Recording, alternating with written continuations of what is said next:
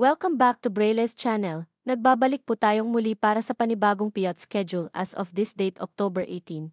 Kung isa po kayo sa naghihintay ng kanilang payout ay baka isa na po ang inyong lugar sa ating babanggitin.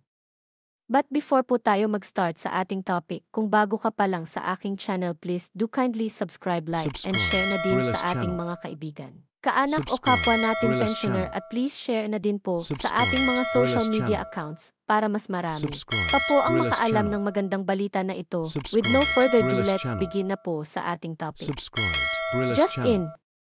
Social Pension Fourth Quarter Latest Payout Updates as of October 18 of year 2024. Saan kaya ang mga ito? Buong detalye alamin, narito na po ang latest payout updates as of this date October 18. Simulan na po natin sa probinsya ng Baguio City. Mag-start na po ang inyong payout this October 21, ang Unit 7 na kinabibilangan ng Barangay Crescencia Village, Gist Central, Gisad Surong, Lower Magsaysay, Pinso Pilot Project, Padre Burgos, Padre Zamora, Santo Niño Slaughterhouse. Ang Unit 9 ay kinabibilangan ng Barangay Irisan. At ang Unit 10 na kinabibilangan ng Barangay San Luis, San Roque at Asin Road. Sa October 22, nakaschedule mag-payout ang Unit 4 na kinabibilangan ng Barangay City Camp Central, City Camp Proper, Jeffa, Lower Rock Quarry, Middle Rock Quarry, Palma Urbano, Upper QM, Upper Rock Quarry, Lourdes Subdivision, Lourdes Subdivision Proper, Lower Lourdes Subdivision at ang Dominican Mirador. At ang Unit 9 para sa Barangay Irisan. Sa October 23 nakaschedule ang Section 6 kabilang dito ang District 6, District 10, at District 18 na gaganapin sa Senior Citizen Center Leonard Woodrad Salud Mitra. Sa Unit 1 naman ay nakaschedule ang District 1, 2 and 20 na gaganapin sa Luwalhati Covered Court. Sa October 24 nakaschedule ang Section 6 Fairview and Andres Bonifacio na gaganapin sa Fairview Covered Court. Sa October 25 naman nakaschedule ang Unit 3 kabilang dito ang Dantogan, Santo Tomas Central, Santo Tomas Proper, Bakaking Central, SLUSBP, Bakaking North Sur na gaganapin sa Bakaking Central.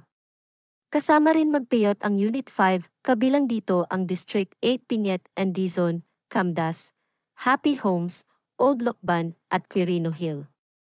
At ang District 16 na gaganapin sa Middle Quezon Hill.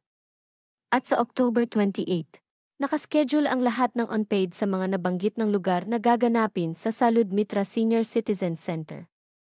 Sa October 29 naman nakaschedule ng mag-payout ang District 2, 3 at District 12 na gaganapin sa DPS Covered Court. Kasama rin sa mag-payout ang District 9, 17 at District 19 na gaganapin sa South Sanitary Camp. Sa October 30 nakaschedule ang District 4 at District 13 na gaganapin sa Camp 8 Covered Court.